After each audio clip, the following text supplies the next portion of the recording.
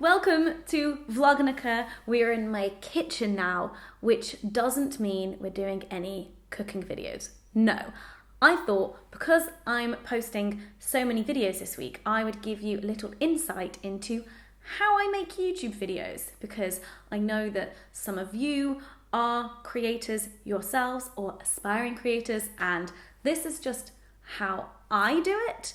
And maybe you can take some nuggets of advice from it, or you're not a YouTuber at all, don't want to be, but you're just a bit curious. So the first thing that I do is come up with the ideas of the things that I want to make videos about, things I want to talk about. The way that I come up with ideas is very sporadic. It might be based off conversations I've had with friends. It might just be like a random thought process that I have and things that I've been thinking about.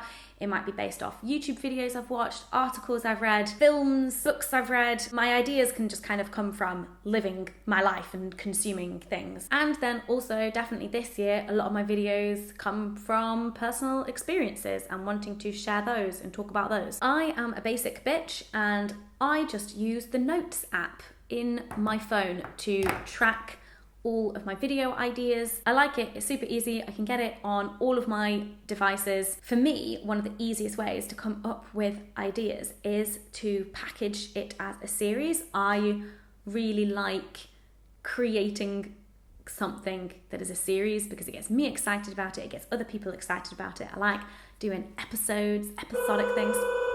Oh, that'll be my Amazon Fresh delivery. And then any video ideas that I have that don't fit into any of those categories just go into other. And that's just a lot of other random bits and bobs that I do because there is no consistency or theme to my channel. I also then schedule videos on my calendar. So I have a separate calendar that is a different color that is for all of my to-dos, and then also like when stuff is going live. Maybe I should separate those out, but then it's just like more calendars and more colours. And it either says video or blog or podcast or Instagram. So I know that that thing is going live that day. And then the other thing that I try and do is to keep it different. So not having 2 episodes of the Hormone Diaries one after the other. But once I have a general idea of what I need to film for the like upcoming month or something like that, I schedule in filming days. I actually have to actively put in my calendar filming this video. So for today, like it is in my calendar that I am filming Vlognica videos today. And so then I wake up in the morning, I'm like, right, let's do that. So I don't script my videos, but I definitely like do a little research, do some bullet points so I know what I'm going to be talking about. So once I have done all my prep, then we get to filming, and that happens here in my new filming corner. I genuinely just love that this exists. This is also where I chill out and read. Okay, where possible, I like to block film, although that doesn't always happen. However, with Vlognica and the amount of videos that I needed to get ready for that, I am block filming. This is number 3 of the day. So let me talk you through the equipment that I use. First off, the camera that I'm using right now is a Canon 80D. It's a DSLR, and the lens is a Sigma 18 to 35mm. I could tell you what that means, but I wouldn't be able to do a very good job of it. I have this set up because I was watching someone else's videos and I was like, hey mate, what equipment are you using? And they were like, these things. And I was ready for an upgrade and I was like, okay, I'll get those then. That's how that worked. I record audio on a Zoom mic, the H4n, and I do a little clap before I start talking to sync the audio and the video. And then I use some LED panels as lights. Currently, I've got one shining on me here and then one that is really bright and shining on a wall, so it's kind of like lighting up the whole space. My camera is on a tripod, the microphone is also on a smaller tripod, and then I've got a few other bits of equipment that I want to show you that I find really useful to have. So I have this GorillaPod. I love having this for traveling, so I don't have to take like the huge tripods with me because this thing can stand the weight of the DSLR. The other thing I have is GoPro. This is the Hero 5, I think. It doesn't say, oh yeah, there we go. It's the Hero 5. This is the second GoPro I've bought, and it's probably my most stupid tech purchase because each one I've only used once or twice.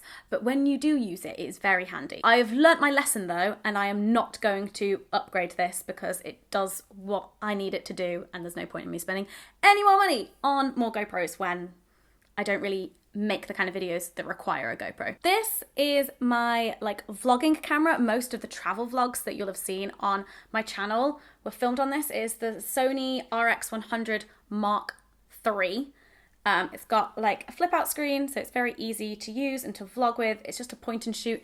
It does do some fancy stuff, but that's not really for me. The only thing is that I've kind of stopped using this now. It's kind of become a bit useless for me because I now vlog on my iPhone. The microphone on that thing is so much better than this. I compared the two, and the sound on this is actually kind of horrific. This has served me well. It has served me well.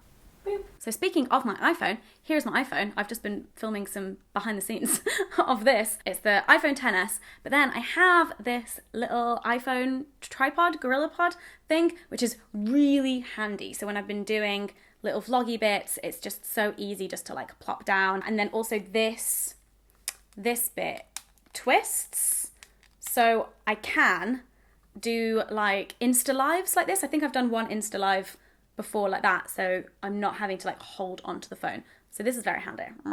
And then the final thing I'm going to show you is this.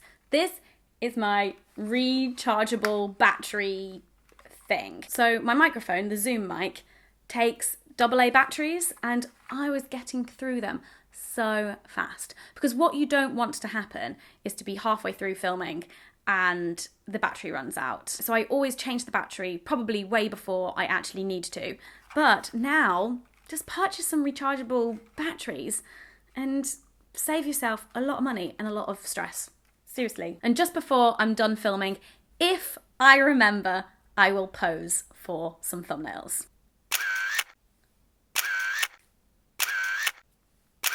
And then we get to the edit.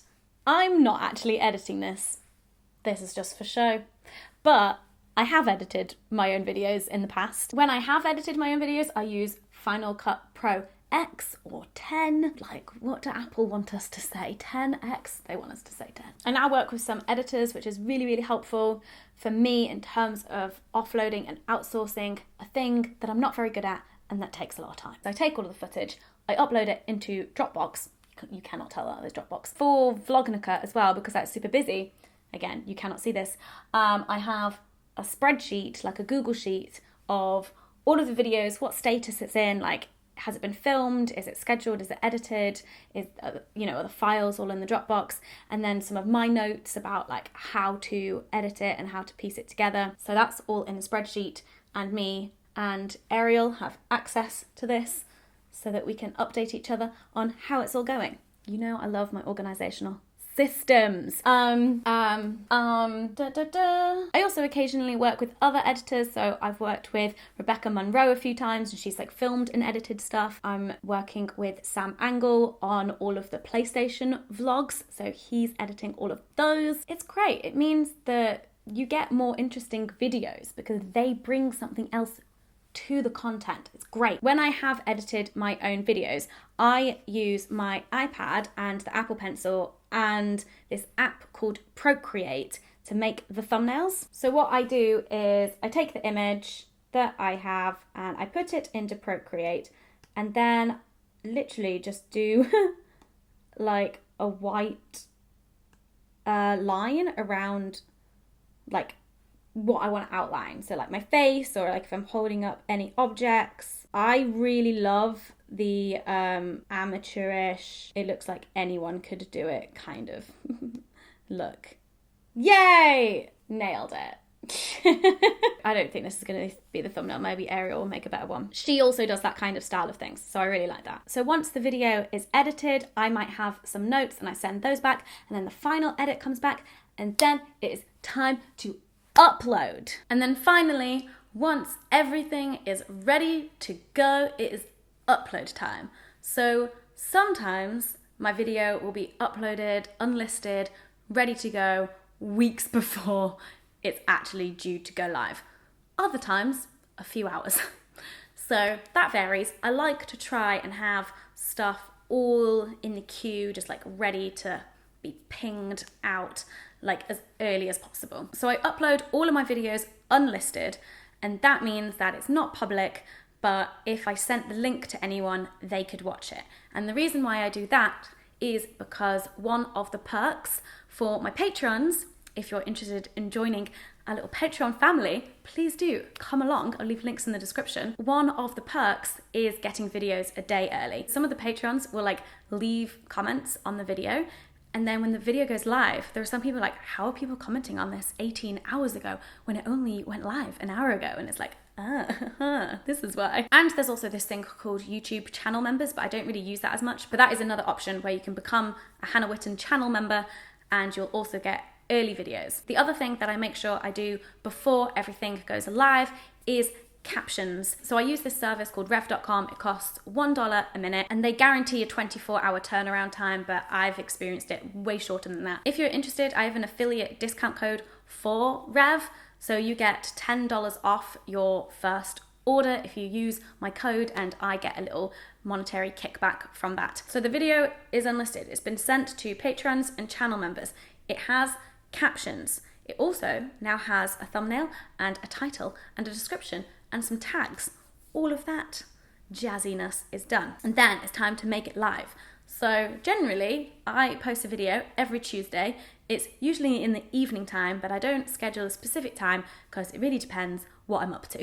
It really varies, so you should be following me on social media to find out when I post videos, because Lord knows YouTube won't tell you. And speaking of social media, once the video has gone live, I do a tweet, I do a Facebook post, and I do some Insta stories to alert people that that is what is happening. So then I will just hang out in the comments for a bit once the video has been uploaded, or if I've uploaded it and I've had to rush out somewhere, as soon as I'm back home, I'll do like a quick reply to comments spree and see what you guys are saying about it. So do leave me comments, because I do read them and I sometimes reply to them. So that is how I make YouTube videos. I hope that you have enjoyed this video. Please do give it a thumbs up if you did.